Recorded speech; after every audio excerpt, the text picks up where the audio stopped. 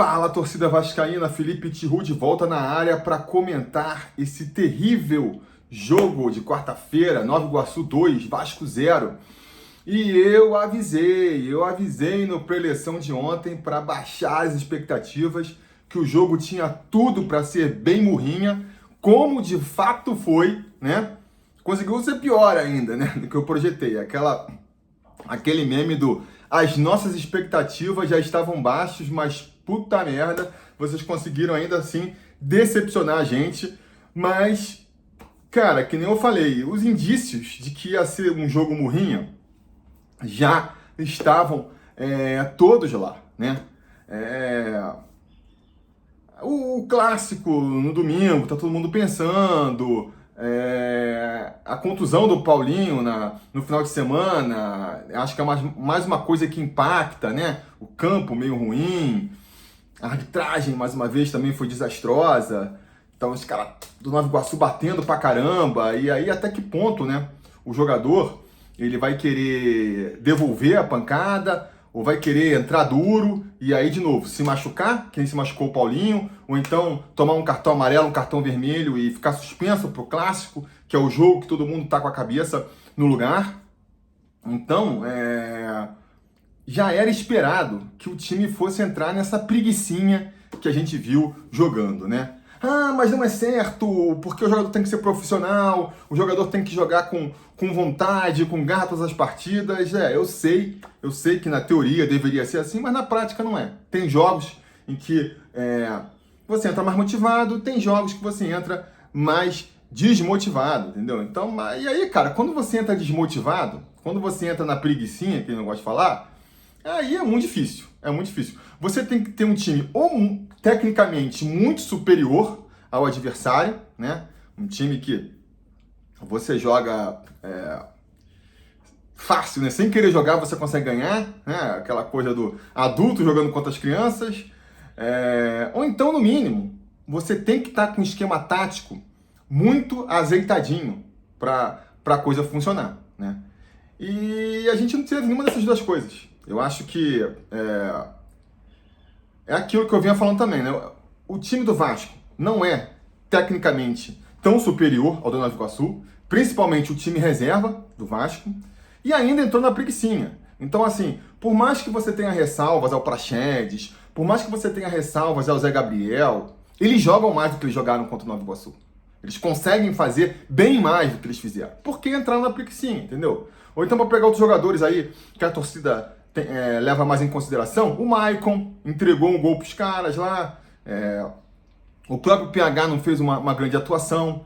Então o time que já não é lá essas coisas, ainda entra entregando menos do que pode, aí fica difícil, né? E tem a questão do esquema tático também. Se tivesse usando um esquema tático mais arrumadinho, mais ensaiado, né? Que eles tivessem mais familiaridade, talvez conseguisse também. Mas não, a gente viu um time desorganizado em campo também, porque foi tentado um esquema tático que vem muito até das deficiências do elenco do Vasco, né? Acho que é a soma de várias coisas.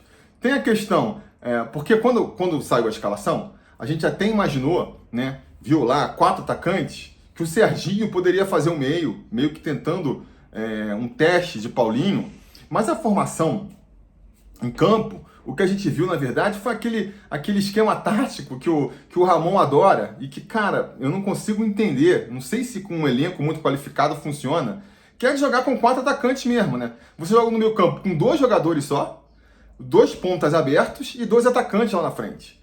A gente viu no passado o Dom Ramon testando essas possibilidades algumas vezes com o Verratti e com o Sebastião na época, né? E ontem foi testado lá com o Ryan e com o David, jogando mais centralizados, e o Serginho e o Rossi jogando mais abertos, né? E aí o meio campo, só com 2 volantes e ainda 2 volantes na preguiça, que foi o caso do Praxedes e do Zé Gabriel. O Vasco ficou muito exposto, Eu entendo que isso venha de uma carência do elenco, não é mesmo? Porque, assim, quais eram as opções? A partir do momento que você vai... A gente também comentou isso já aqui em outros vídeos, né? A partir do momento que você resolve poupar o Payet, que você não tem mais o Paulinho, como é que você faz para escalar um meio-campo um pouco mais ofensivo? Um pouco mais... Porque só sobrou cabeça de área defensivo. Ou você faz que nem o nosso William Batista fez, né, nos primeiros jogos do campeonato, né, quando estava lá só com aquele time seu do Vasco, que tu escala o meio campo com 3 volantes, 3 cabeças de área, bota um De Luca, Cocão e um Zé Gabriel, né? Que eu até acho que poderia ser melhor eventualmente, mas enfim, mas fica assim, porra, preciso ganhar, preciso da vitória e tô com um time, né? E preciso também achar soluções, né? Precisa testar alternativas para jogar mais ofensivo sem ter o Payet disponível. Ou então, como que você faz? Se você não vai escalar 3 volantes mais quebradores, né? Que são mais marcadores do que construtores, ou você vai ter que botar um atacante, vai ter que fazer um esquema tático que nem ele fez ontem. E, de novo, né, cara, aí a qualidade técnica faz falta.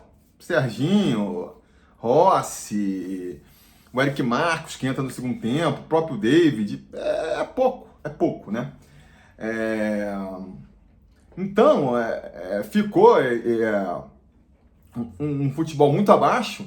E aí também é aquela coisa, quando tu entra na preguicinha, quando tu entra no modo preguiça, depois quando o caldo entorna e você vê que você precisa se esforçar e precisa mentalizar, não é fácil, não é só virar uma chavinha, estou concentrado, não rola, entendeu? Então no segundo tempo entra o Payet, entra o Piton, ele vai botando, entra o Verratti, mas não dá tempo, sabe? Porque o time ainda tá naquele modo.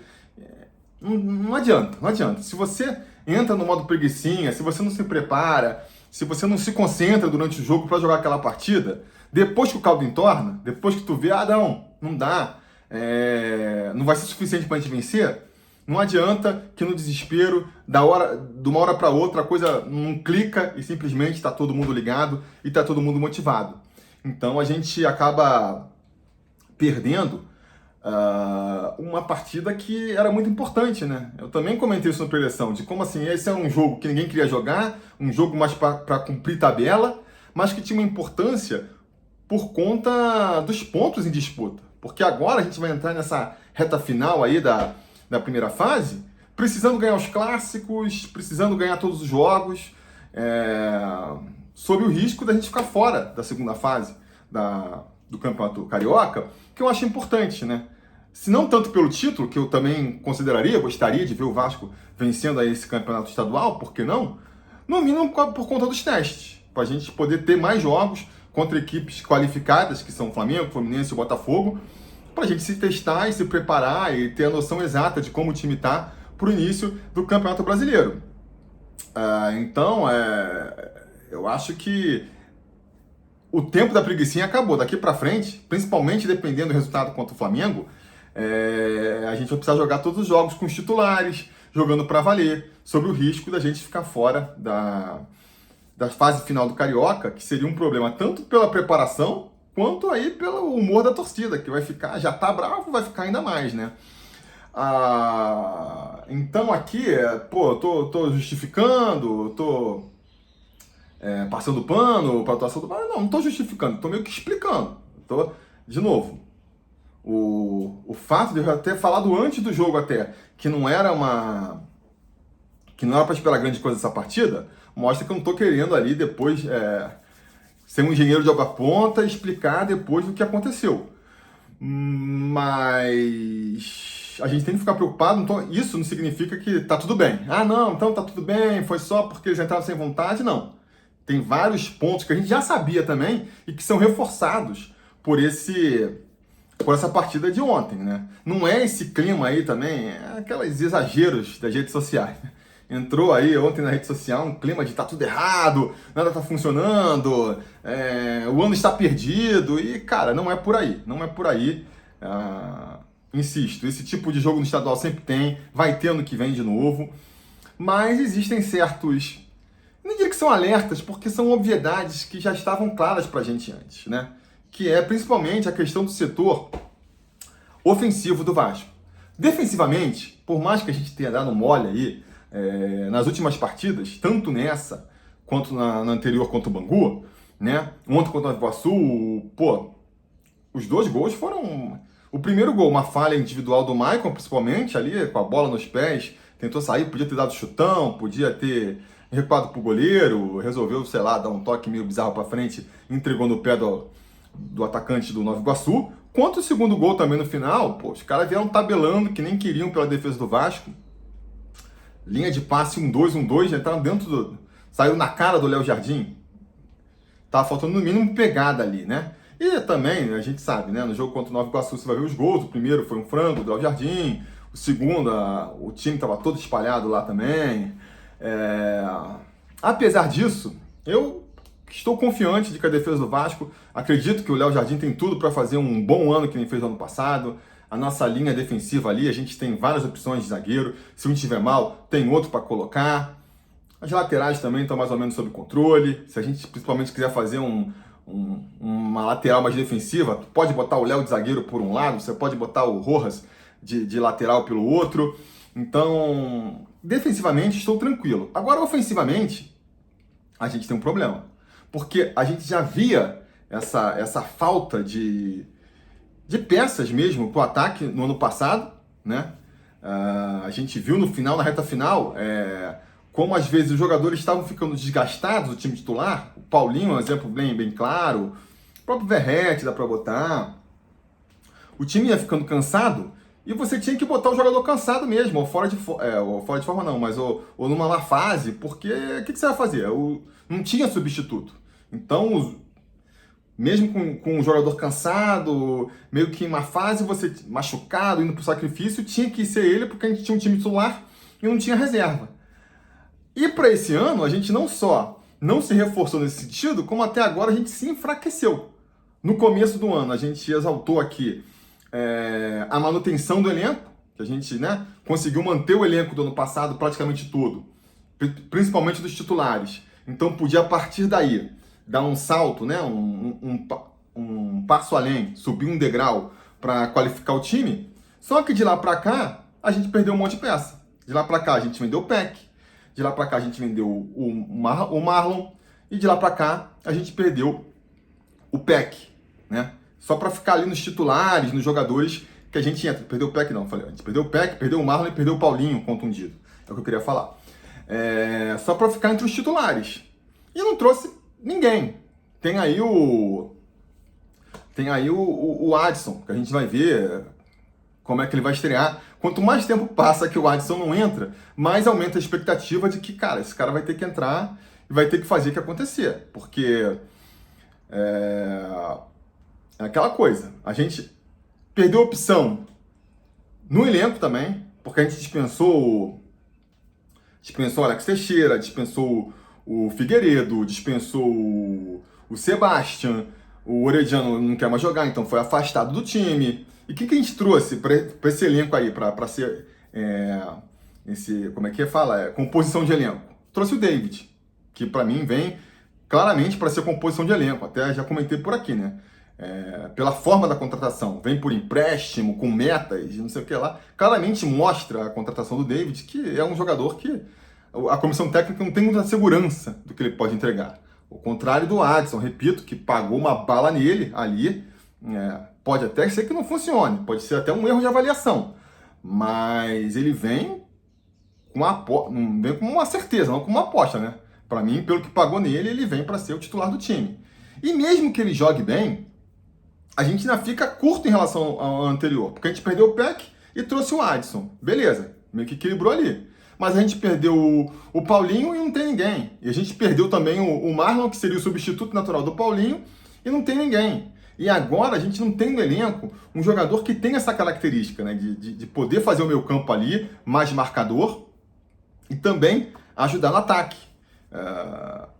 Eu comentei, ou a gente vai com três zagueiros não, mas 3 volantes marcadores ali no meio campo, ou a gente vai com o Payet. O Payet acabou sendo o único até agora, né? Vamos ver aí o chileno, como é que vai jogar, mas as informações que a gente tem tanto lá do Galdamés quanto do Esforça é que são jogadores mais defensivos, são meio-campistas que se caracterizam mais pelo combate, não pela criação. Então a gente está no meio campo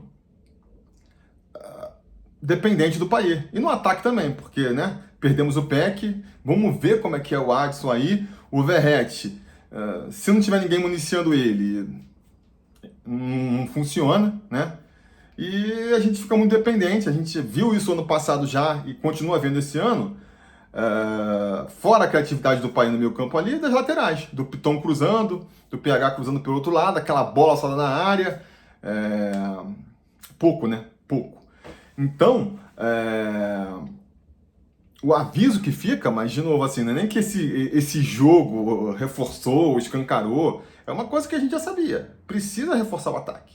A gente já era um problema que a gente viu no ano passado. Agora a gente perdeu gente ainda, fica mais evidente. Então eu fico na torcida, na expectativa. Vocês sabem aqui, eu nem sou do cara que fica cobrando, que tem que contratar um monte de jogador, que tem que trazer jogadores de nome, de renome e tudo mais. Tento entender esse lado aí financeiro, as limitações financeiras do projeto e a questão do longo prazo e tudo mais. Mas isso posto, ainda tenho a expectativa de que, cara, venham jogadores pro ataque aí nessa janela ainda de março, né? Fico na esperança de que, como o nosso Alexandre Matos gosta de trabalhar no sapatinho ali, no Mineirinho, né? Trabalha calado, que amanhã a gente acorde, ou hoje mesmo, sabe? Naquele esquema Alexandre Matos. Sai a notícia, ó, já contratou, tá vindo. E um ou dois nomes de peso aí pro ataque. Pelo menos um eu tenho cobrado, né, cara? Pelo menos um. Pra gente ter pelo menos. A gente precisa ter pelo menos um time titular bom. Um time titular do nível do ano passado. Pra jogar até o meio do ano. Pelo menos o titular. Já vai ser problema. Já vai ficar curto. Porque se a gente perde um titular, a gente, né, fica meio capenga. Mas ainda vai, né? Porque, cara, é aquela coisa. O David, o Serginho, o Rossi, o próprio Ryan, esses jogadores, eles podem funcionar se eles forem o elo mais fraco do ataque. Você tem o Paulinho, você tem o Payet, você tinha o Peck, você tem o Verratti, e aí você põe mais um outro elemento, que é o Rossi, que é o Serginho, que é o Eric Marcos, ele funciona melhor. Por quê? Por um lado, ele vai ser menos marcado, porque os zagueiros vão estar preocupados em marcar o Payet, em neutralizar o Verratti, sobra mais espaço, e você vai ter um jogador de melhor qualidade. Então você vai ter o Payet enfiando bola, você sabe que não vai vir bola quadrada, você vai estar tendo mais chances, por mais que você perca uma, perca duas, de repente na terceira você faz. Então, assim, esses jogadores, para compor elenco, se eles estiverem realmente compondo o elenco, pode funcionar. Agora, quando você monta o ataque inteiro só com esses jogadores, a gente sabe que não vai para frente, né? E aí, se um desses jogadores que é para compor elenco, por uma fragilidade da composição do time, já tem que ser o titular, o David já vai virar o titular do time porque não tem outro. Então, quem vai entrar vai estar pior do que ele ainda. Ou então entra para o outro lado, você já tem um David titular, vamos supor. Porque hoje em dia, como é que fica o ataque aí? A gente bota lá o Payet jogando no meio, num lado vai o Adson, vamos supor que o Adson funcione bem, o ataque o Verratti, e do outro lado, quem vai ser? O David, o Rossi. Então você já está pegando um desses jogadores que é para compor o elenco e está botando titular. Já prejudica. Aí depois o Adson se machuca, o Payet tem que ser poupado, aí você vai ter que botar um segundo desses jogadores. Você vai ter que jogar com o Serginho por um lado e o Rossi pelo outro. Já enfraquece, já vai ficando fraco, já vai ficando curto. Então, o ideal não, assim, o mínimo tem que vir mais um jogador. A gente tem que acreditar que o Adson vai dar certo, né? E tem que vir um outro, para ser o jogador para outra ponta, para pelo menos a gente começar o Campeonato Brasileiro com um time titular bom. Já vai ser curto, insisto. Mas pelo menos, se o time estiver completo, o time consegue fazer uma graça ainda, né? E se for possível, ainda trazer mais um ou dois, que, cara, não precisa ser do nível dos titulares, não estamos com orçamento para isso, mas que, então pelo menos seja um pouco, possa entregar um pouco mais do que tem entregado aí esses jogadores, porque é importante também o time tá mal, o time não tá funcionando, e você olha para o banco e tem um jogador que você tem aquela esperança de que ele entre e faça alguma coisa. E hoje em dia a gente não tem. A gente mal consegue montar um time titular, né? Quanto mais aquele 12º jogador que sempre entra no segundo tempo e sempre faz um salseiro, não temos também. Enfim, vamos esperar as expectativas aí de que venham mais jogadores, vamos ver como a coisa evolui. Vai ser uma surpresa, eu acredito. E vamos ver pro jogo do Flamengo. Eu acho que aí já é outro jogo, a motivação já muda completamente. Acho que vai ser outra postura, né? A galera viu ontem muito nas redes sociais. Se jogar assim que nem o Flamengo, então... Cara, não vai jogar assim que nem o Flamengo. O time do Vasco nunca vai entrar com a mesma disposição que entrou contra o Nova Iguaçu contra o Flamengo. São jogos completamente diferentes. Então, assim, não somos favoritos com a partida. A gente pode perder muito bem, empatar, a vitória vai ser suada, mas eu não tenho dúvidas de que a disposição do time, a postura do time em campo vai ser outra completamente diferente, né? Se não for, aí é para ligar um sinal de alerta vermelho, que aí alguma coisa está acontecendo muito errado lá dentro. Mas eu acho que não, acho que a postura vai ser diferente, a gente vai entrar com o time titular, vai entrar mordendo, vai entrar pegando, e vai ser o que Deus quiser. Mas isso a gente fala em outro vídeo aí, no domingo, a gente, se tudo der certo, nada errado, a gente lança pré-eleição desse clássico contra o Flamengo. Até lá, temos outros assuntos para discutir também. Se tudo der certo, nada errado, a gente volta com outro vídeo amanhã. Deixa os comentários, os likes aí e a gente vai se falando.